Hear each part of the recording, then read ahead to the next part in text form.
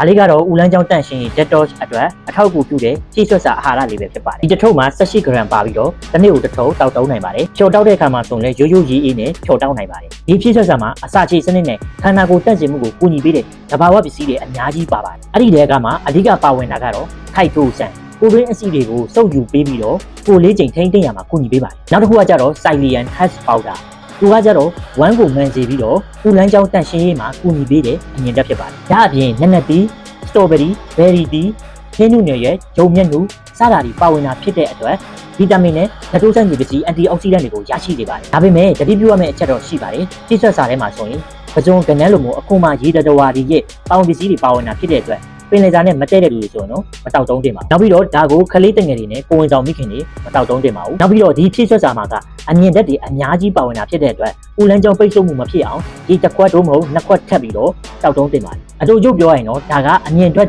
တွေ့သွားတဲ့ PVD အရသာဖြော်ရည်ဖြစ်ပြီးတော့ဝမ်းချုပ်တတ်တဲ့သူတွေဦးလန်းချောင်းတက်ရှင်းဓာတ်တော့လှုပ်ချင်တဲ့သူတွေအတွက်ဆိုတော့ဒီဖြည့်ဆွတ်စာအားလေးကတင်တော်ပါတယ်နောက်ထပ်သိချင်တာလေးတွေရှိတယ်ဆိုရင်တော့ကျွန်တော်ကိုလေးမြန်ခဲ့နိုင်ပါတယ်ခင်ဗျ